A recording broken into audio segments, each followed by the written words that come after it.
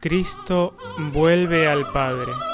Meditación espiritual del Reverendo Padre José Luis Torres Pardo, fundador del Instituto Cristo Rey, Roldán, 8 de mayo de 2005.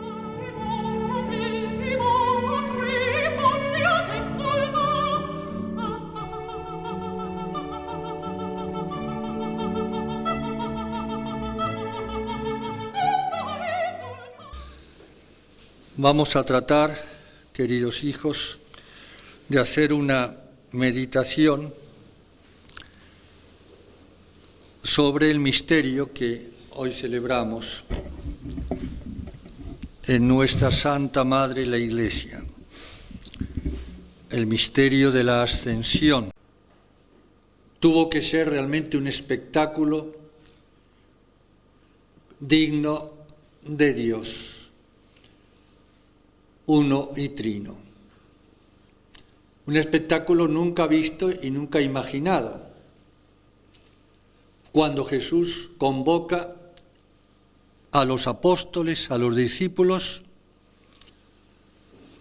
a la montaña, al monte llamado de la Ascensión, y después de darle las últimas recomendaciones, los últimos consejos, el último adiós, por así decirlo, a la vista de ellos, dice San Lucas, fue elevado, fue arrebatado al cielo.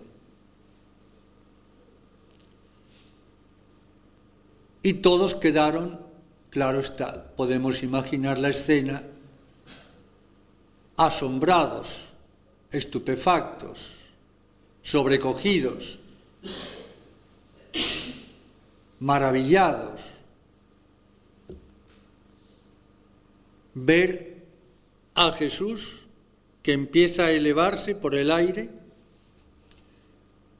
contra la ley de la gravedad. Claro, nunca se había visto una cosa igual, ¿no? Fue un éxtasis, podríamos decir, de la Iglesia recién nacida. Hasta que una nube se interpuso entre él y los discípulos, y atravesando la nube desaparece. Y aparecen dos ángeles y les dicen: varones de Galilea, ¿qué estáis mirando al cielo? Este Jesús que acabáis de ver subir al cielo, él mismo volverá. Como lo habéis visto subir, vendrá de nuevo por segunda y última vez, como juez de vivos y muertos, para clausurar la historia, cerrar el telón y dar a cada cual según sus obras, cielo o infierno. Y solamente quedará, claro está, la eternidad. Es muy importante este detalle del Evangelio de San Lucas y de los Hechos de los Apóstoles. San Lucas es el único evangelista que nos relata este misterio hermoso, precioso, simbólico de la ascensión. Ese detalle, digo, ese verbo en pasiva, fue elevado, fue levantado, o bien fue arrebatado, para marcar la acción del Espíritu Santo, que está implícito siempre, lo que se llama en teología la inclusión trinitaria. Las tres divinas personas que son real e infinitamente distintas una de otra, el Padre, el Hijo y el Espíritu Santo, pero que al mismo tiempo son inseparables porque es un solo Dios, no tres dioses. Y aquí ya estamos entonces, por así decirlo, plantados frente al gran misterio trinitario, que es la quinta esencia, podríamos decir, del cristianismo, de nuestra santa religión. El Padre, que por su Espíritu Santo hace que Cristo, después de resucitado, ascienda a los cielos. ¿Qué significa esta expresión? Subió a los cielos y está sentado a la derecha de Dios Padre Todopoderoso, como decimos en el credo. Los cielos aquí no se refiere a un lugar. Los cielos equivale en realidad al seno del Padre, al seno de Dios, hablando de Cristo como hombre. Subió, es decir, volvió al seno del Padre. Él mismo lo dijo en San Juan, en el discurso de despedida, de sobremesa con los apóstoles, el Jueves Santo, hacía pocas horas, antes de morir en la cruz. Salí del Padre y vine al mundo. De nuevo, dejo el mundo, salgo del mundo y vuelvo al Padre. Vuelvo al seno del Padre, de donde nunca salí, porque el Verbo de Dios, el Hijo de Dios, la segunda persona de la Santísima Trinidad, está in sinu patris, como dice San Juan al final del prólogo del cuarto Evangelio. El Hijo de Dios que está, que vive en el seno del Padre, como la criatura en el seno de su madre. Estamos inmersos en el misterio trinitario. No lo podemos entender el cómo puede ser. Nos basta saber que es así, porque Dios nos lo ha revelado justamente por su divino Hijo. Él nos lo ha revelado, Él nos lo ha contado, dice San Juan en el prólogo. La ascensión, por consiguiente, es el complemento, digámoslo así, de la encarnación. ¿Qué significa esto? Existe, o mejor dicho, la Trinidad Santísima, Dios uno y trino, no es un Dios meramente estático, como inmóvil, como podríamos pensar o imaginar. Nada de eso. Dios es energía pura, mejor dicho, con San Juan, Dios es amor, y el amor es algo dinámico. El amor es fuerza. Y como dirá muy bien San Agustín, en su tratado sobre la Trinidad, precisamente, si Dios es amor, quiere decir que hay tres.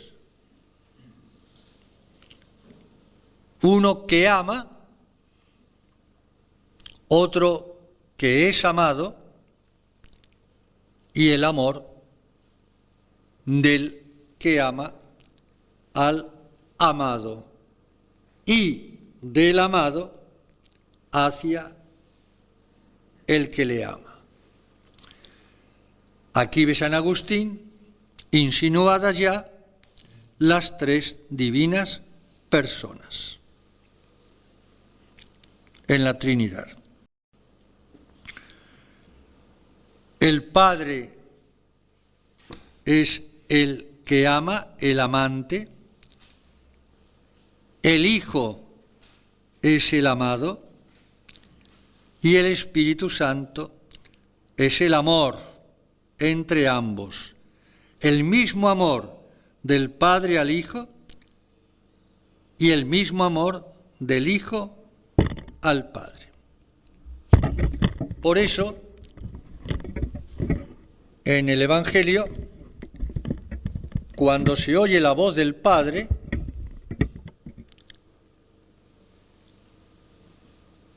en 3 ocasiones, nada más, nos registra el Evangelio que se oye la voz del Padre.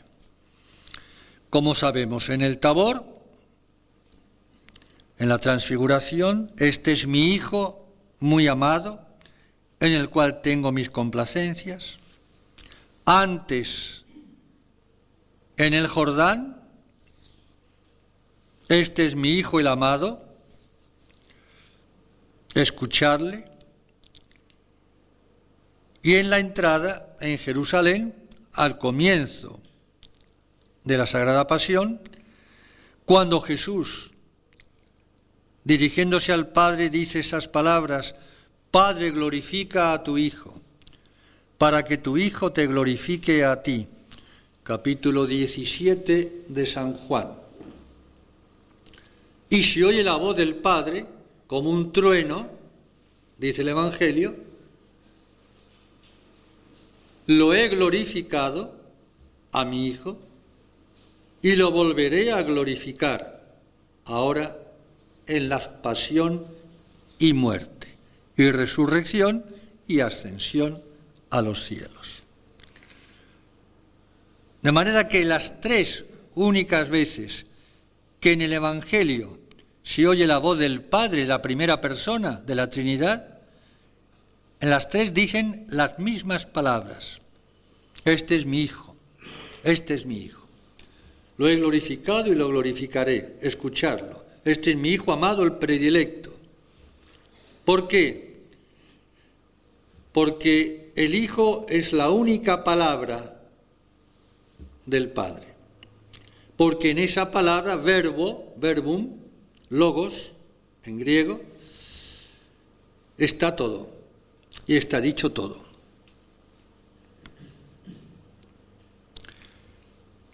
Ahora me acuerdo, en un paréntesis, la escena de la Sagrada Familia, el 5.º misterio del Santo Rosario, la pérdida y el hallazgo del niño Jesús entre los doctores en el templo de Jerusalén. Después de 3 días de buscarlo, la Virgen y San José, casi desesperadamente, como es obvio, una mamá que pierde a su chico, a su hijo, se desespera hasta encontrarlo.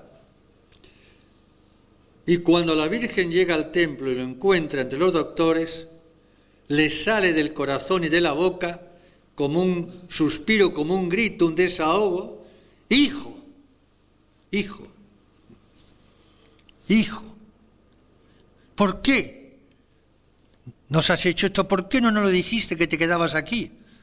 Mira que tu padre y yo estamos durante 3 días sin comer, sin dormir, estamos desesperados buscándote. Creíamos que te había pasado algo. Qué lindo, ¿no? Hijo. Pues esa palabra hijo es la única que conoce, que pronuncia que sabe, que le interesa, que le obsesiona al Padre eterno. Este es mi Hijo, el único a quien yo puedo amar. ¿Por qué? Porque Dios, por ser infinito,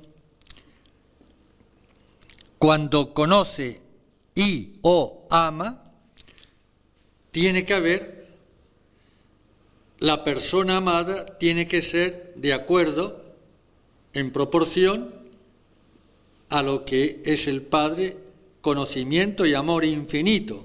Y no hay nadie que sea infinito, para que llene, por así decirlo, la capacidad, paradoja, de conocimiento y amor y de gozo de Dios, que es infinito, excepto un Hijo igual a Él, eterno como Él. Y ese es el Hijo, la segunda persona. Y entonces Dios no nos puede amar a nosotros. Sí, ¿y de qué manera? Pero nos ama no por ser nosotros, sino porque nos ve en su Hijo. O dicho de otra manera, que es lo mismo, ama a su Hijo en cuanto que lo ve en mí. Pero lo que determina a Dios a amarnos necesariamente, repito, es el amor del Padre al Hijo. Y ese amor es tan grande, porque es el mismo amor del Hijo al Padre, es tan grande, digo, que es también una persona. Para nosotros el amor es una virtud, pero no una persona. No llega a la perfección de ser una persona. Por eso nos cuesta tanto entender que el amor en la Trinidad sea una persona, la tercera persona. La tercera persona, que no significa que viene después de la primera y de la segunda, no hay después ni antes en la Trinidad, ni tampoco hay ni más ni menos, ni mayor ni menor. Las tres personas son coeternas, un solo Dios. Pero ese amor, repito, es tan infinito que es persona, tan persona como el Hijo y el Padre. Aunque las tres divinas personas son no solamente distintas, el Padre no es el Hijo, ni el Hijo es el Padre, ni el Padre es el Espíritu, ni el Espíritu es el Padre, ni el Hijo es el Espíritu, ni el Espíritu es el Hijo, sino que son infinitamente distintas. Porque en Dios todo es infinito. Dios es un ser simplicísimo. En Él no hay composición, como nosotros nos imaginamos. Por eso, el Hijo está metido en el Padre, como el Padre está fundido en el Hijo. Los dos están fundidos, el uno dentro del otro, por la fuerza de ese amor mutuo que es el Espíritu Santo. Fundidos, pero no confundidos. Nosotros no lo podemos entender, pero entendemos que es una cosa maravillosa. Tan maravillosa que será la felicidad por toda la eternidad de los bienaventurados en el cielo. Tan maravillosa que este amor, este conocimiento entre el Padre y el Hijo, y este amor, y este gozo, esta alegría infinita del Padre al Hijo y el Hijo al Padre en el Espíritu Santo, esa es la felicidad misma de Dios durante toda la eternidad, de la cual nosotros participaremos en la otra vida y ya también, aunque más imperfectamente, claro está, y en un valle de lágrimas, y a través del velo de la fe, en este mundo, en esta vida que pasa fugazmente. El Padre que engendra al Hijo eternamente, lo está engendrando al mismo tiempo que el Padre y el Hijo, atrayéndose el uno hacia el otro, el Padre se siente atraído hacia el Hijo que engendra y el Hijo atraído hacia el Padre, el Hijo engendrado o siendo engendrado, y esa atracción mutua es obra precisamente del Espíritu Santo. El Espíritu Santo que no es antes del Hijo ni del Padre, pero tampoco es después del Padre y el Hijo. Son coecuales, son coeternos. Por eso, la Iglesia en el Catecismo nos habla del movimiento o del dinamismo trinitario.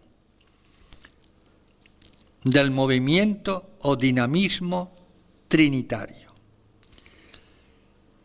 ¿Y en qué consiste este movimiento o dinamismo trinitario? Ya está dicho. Amor, amor, amor que desborda. Hay una generación eterna. Por consiguiente, hay una fecundidad eterna. Por consiguiente, hay una paternidad y una filiación eternas. En el Espíritu Santo, que es el amor, con el cual las palabras no adecuan, yo lo sé, no hay vocabulario, pero ¿qué le vamos a hacer? De alguna manera hay que expresarlo.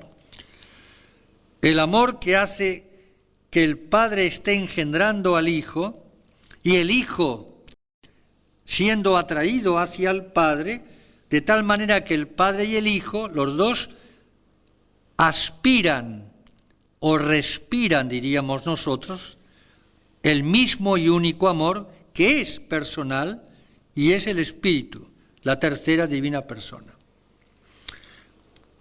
Si fuese posible físicamente, tendríamos que nombrar Padre, Hijo y Espíritu Santo al mismo tiempo, pero no podemos. Tenemos que empezar por una palabra, después otra y después otra. Pero la cosa no es así. Los tres en uno es un solo acto. Acto, repito, no en el sentido meramente estático, inmóvil, sino dinámico.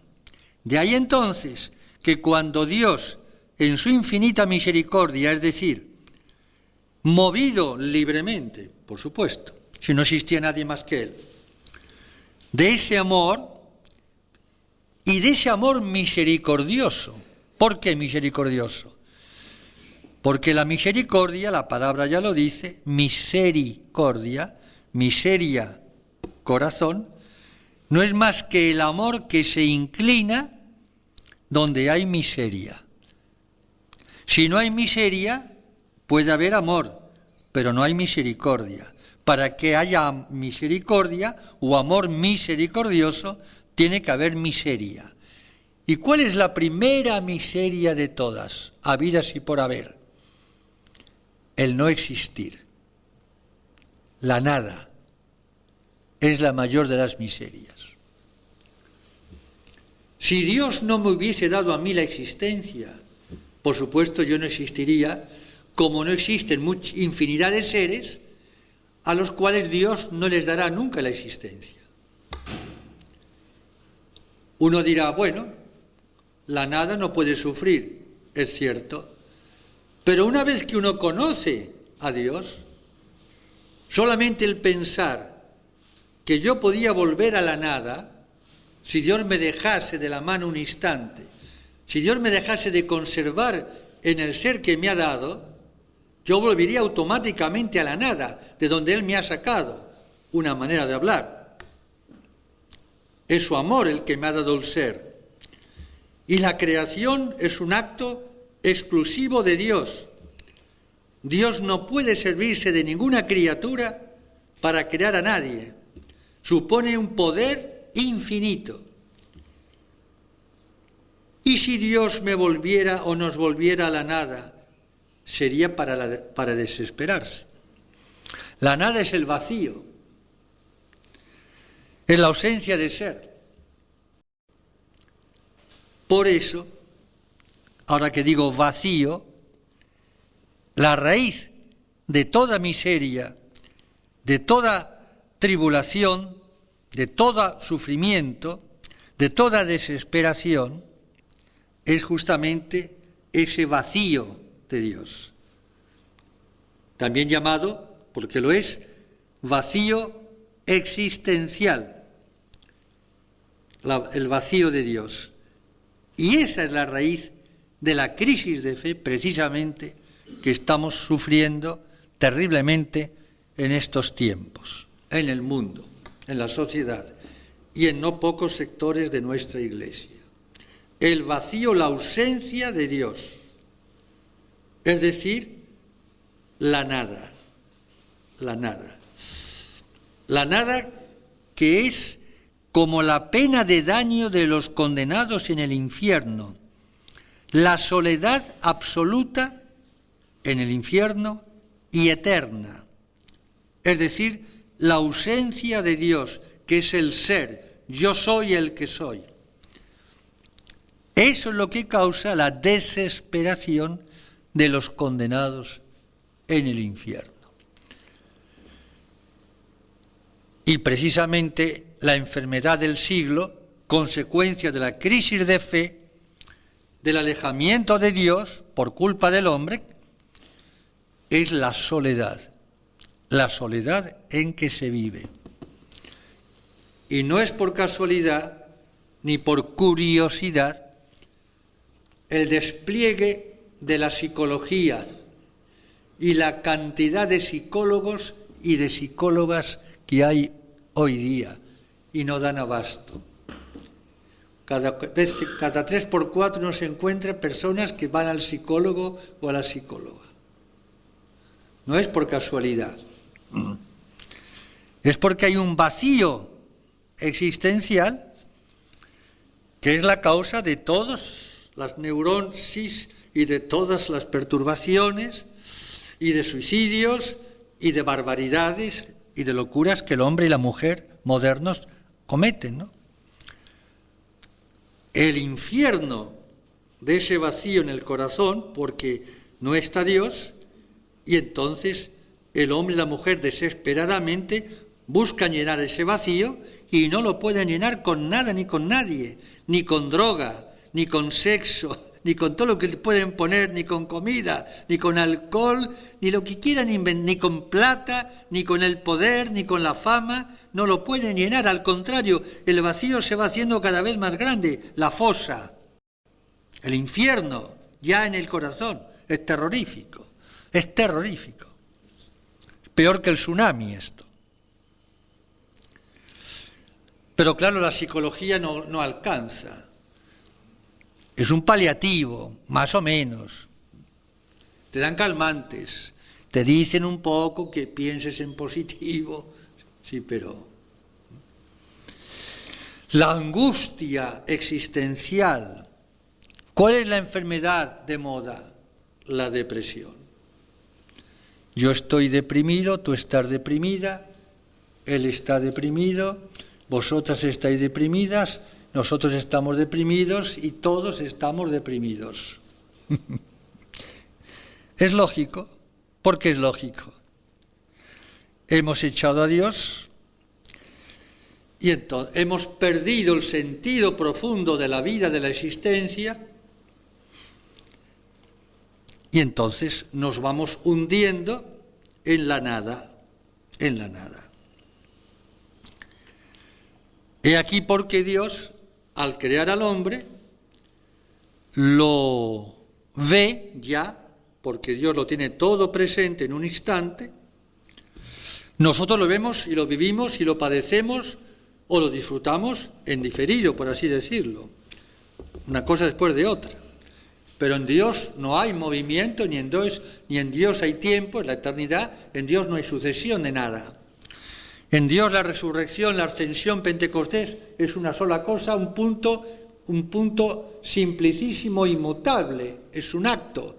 Nosotros lo vemos así, una cosa después de la otra, pero en Dios no es así, porque la realidad no es así.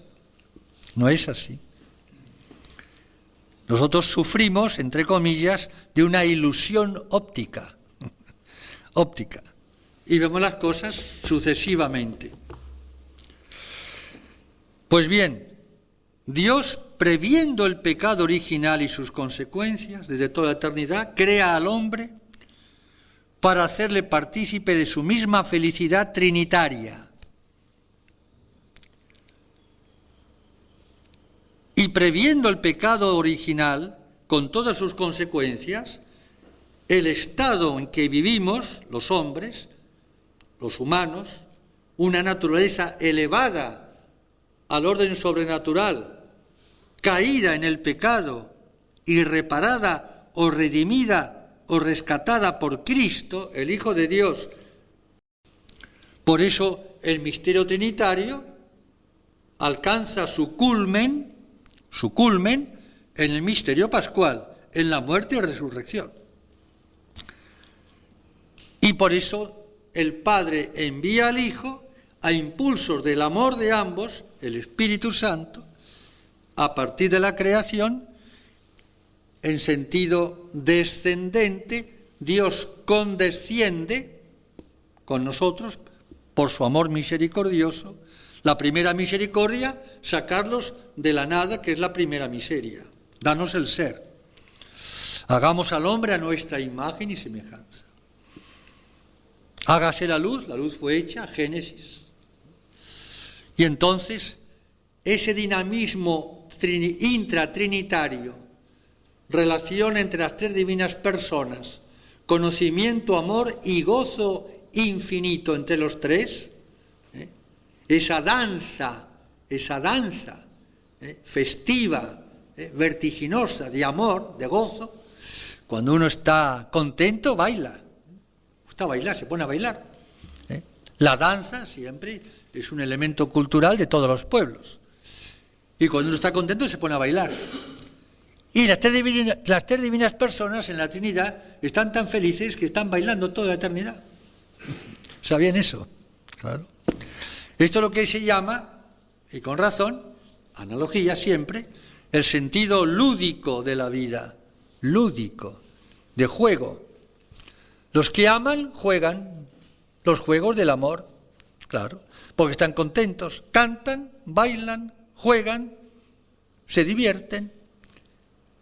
Esto en un sentido inefable, es lo que hacen las tres divinas personas, por supuesto. Y para esa danza, para esa felicidad, para ese éxtasis, esa exultación, esa embriaguez de amor trinitario, Dios nos ha creado para hacernos partícipes. Cosa impagable. Ni por toda la eternidad lo podremos pagar a Dios el habernos creado y habernos hecho hijos suyos, a imagen y semejanza de su Hijo, en el amor que es el Espíritu Santo. Y entonces Dios, para salvarnos, ahora venimos ya a partir de la creación, la Trinidad actúa, lo que se llama la Trinidad económica, es decir, fuera de sí, de alguna manera, me refiero a la creación, crea el mundo, la encarnación, la crucifixión o muerte. Ese es el primer tiempo del dinamismo trinitario ad extra, fuera de Dios. Es decir, creación, encarnación, crucifixión o muerte, y inmediatamente ahora la segunda parte, el círculo se cierra de la manera ascensional. resurrección, la resurrección frente a la crucifixión, la ascensión hoy frente a la encarnación y por último la nueva creación, el hombre nuevo, es decir, volver al origen, es decir, al seno de la Trinidad, al seno del Padre, de donde el Hijo nunca salió, porque Dios, como dice Jesús, ¿no sabéis que yo estoy en el Padre y el Padre está en mí? Pero Jesús se hace hombre, repito, desciende y ahora asciende. En este dinamismo trinitario, en esta especie, no sé cómo decirlo, de vorágine trinitaria, de ímpetu, de fuerza infinita, Dios obrando hacia afuera de él, en el hombre, por eso nosotros somos siempre atraídos. Cristo lo había dicho. Cuando el Hijo del Hombre sea levantado sobre la tierra, atraerá todo y a todos hacia mí. Nadie puede venir a mí si mi Padre no lo atrae. Y al revés, nadie puede ir al Padre sino por mí, es decir, sino atraído por mí.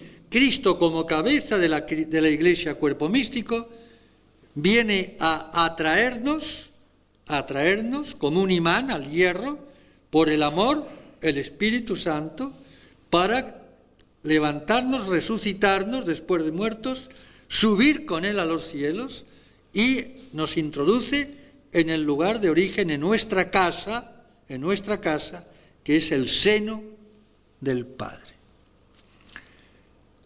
El Hijo sale, entre comillas, del seno del Padre y viene al seno de su madre, la Virgen. Nace como hombre. ¿Para qué?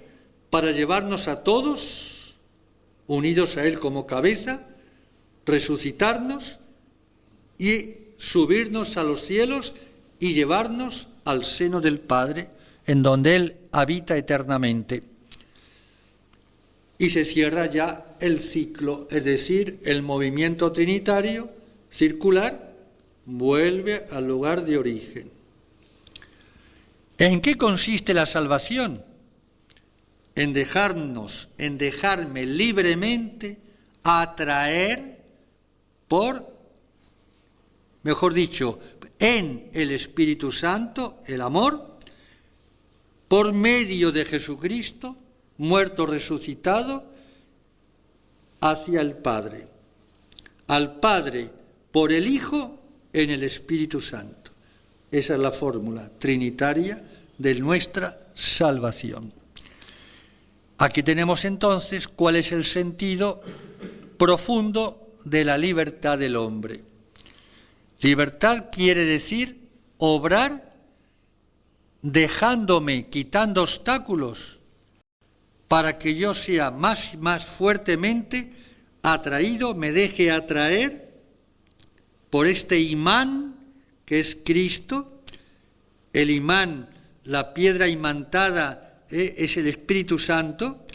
Van juntos, el Espíritu me lleva a Cristo y Cristo me devuelve al Padre, en cuyo seno o de cuyo seno nosotros hemos nacido, como dirá San Juan en el prólogo al cuarto Evangelio, qui ex Deo nati sum, los que han o hemos nacido de Dios por el bautismo, el útero de la Iglesia, el bautismo, en el cual somos hechos hijos de Dios, hijos de la Iglesia. La Iglesia es la prolongación al cuerpo místico de Cristo que nos lleva después de la muerte al Padre. Y aquí tenemos entonces, ya termino, porque es la hora, todo el sentido de la vida, todo el sentido de la vida cristiana, de la vida espiritual, de los retiros, de todo, de los sacramentos. En definitiva, ¿en qué consiste? En ir ascendiendo. Mi vida debe ser una ascensión permanente, hora tras hora, minuto tras minuto, ir ascendiendo hacia Dios, movidos por el amor, que es el Espíritu Santo, en Cristo, por medio de Cristo, el puente, el mediador entre Dios y los hombres, ir subiendo espiritual, místicamente, con Él al Padre. Es lo que decimos en la Santa Misa, que ahora vamos a celebrar enseguida. Por Él, con Él y en Él, por Cristo, con Él y en Él, a ti, Dios, Padre Omnipotente, en la unidad, hechos uno contigo en el Espíritu Santo, todo honor y toda gloria, a la mayor gloria de Dios. Tenemos que ir, pues, repito, ir ascendiendo. Es decir, desprendiéndonos de todo afecto desordenado. Si es ordenado, no. Pero entonces no podemos amar las cosas de este mundo buenas, por supuesto que sí. Como decía una chica que estaba turbada después de una meditación en una tanda de mujeres hace muchos años, y se me queda toda turbada. Dice: Padre, yo no puedo meditar, usted me ha turbado con lo que acaba de decir. ¿Yo qué acabo de decir? Que usted me ha dicho que tenemos que enamorarnos de Cristo y yo tengo mi novio. ¿Y qué tiene que ver? ¿Estás enamorado de tu novio? Me parece muy bien. O de tu mujer, o tu marido, o tus hijos, pues por eso. Pero, siempre y cuando ese amor a tus seres queridísimos, ese amor sea en el Espíritu Santo, purificado, iluminado, transformado, transfigurado por el Espíritu, que os lleve a todos a Jesús, y por Jesús podéis ascender después de la muerte al cielo. Por eso, ya no tengo más tiempo, solamente lo dejo indicado, puntos suspensivos, tenemos que aprender, amadísimos hijos, el arte de vivir, el arte de envejecer, el arte de morir. Es toda una obra de arte que Dios ha puesto en nuestras manos.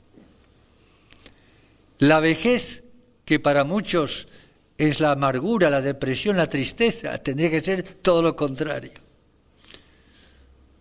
Pero tú no amas a Jesús, y sí, mucho. Entonces tienes que alegrarte de envejeciendo y de morir. No, ay, no, eso no. Pero entonces, ¿cómo va a estar con Jesús? Y no sé, ¿por qué no puede volver él venir aquí a vivir aquí en lugar de que yo vaya a vivir allí? Pero, por favor, ¿qué edad tiene usted? Tengo 77 años. Usted tiene 5 años. No diga eso. Claro. La verdadera sabiduría la da justamente la experiencia. Cuanto más años, uno tendría que estar mucho más alegre y más feliz. Yo no entiendo por qué se ponen depresivos si nos han prometido el paraíso. Es como uno que va escalando una montaña. Cuanto más sube y más llega, más disfruta del panorama. Y cuando llega arriba de todo, cómo respira aire puro, ¿no?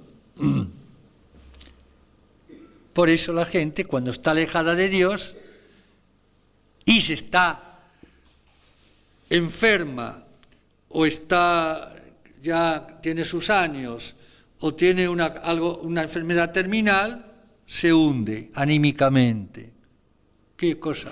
Por favor, no, nunca. Por favor, no, al contrario.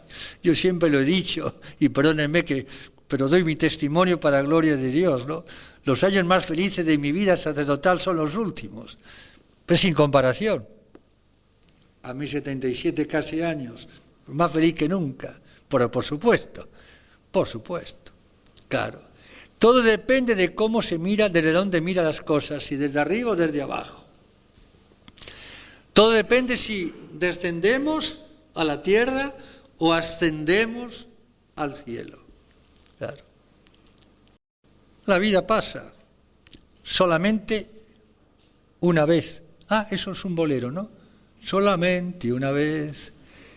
Bueno, eso que cantamos tan románticamente, ¿por qué no lo vivimos en Cristo? en el Padre, en el Hijo y en el Espíritu Santo. ¿Ves? Estamos de paso. Y entonces nuestra vida es ascensión, coascender con Cristo. Irnos desprendiendo de los desórdenes, del pecado, de las vanidades de este mundo, reconociendo que es imposible, porque aunque nos hicieran felices, lo de aquí abajo se acaba. Yo cuando era niño era muy egoísta, también de grande, pero ya de niño. Entonces cuando a veces jugaba con mis amiguitos y la mamá nos daba la merienda, en España en aquella época siempre era a los niños pan y chocolate. No, una tableta, ¿no? Un trozo de pan, una tableta. ¿Y yo qué hacía? Yo me comía el pan y el chocolate muy despacito. Los demás comían chocolate. Y entonces cuando ellos terminaban su chocolate, yo seguía con el mío, saboreándolo. Qué sibarita, ¿no? Qué egoísmo, ¿no? Claro, saboreándolo. ¿Por qué digo esto? Justamente por eso.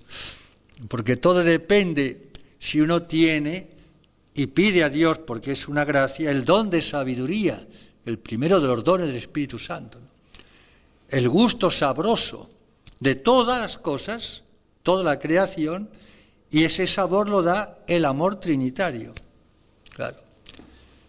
¿Cuántos jóvenes envejecidos y cuántos ancianos rejuvenecidos? La virtud rejuvenece, el vicio envejece. San Pablo lo dice perfectamente.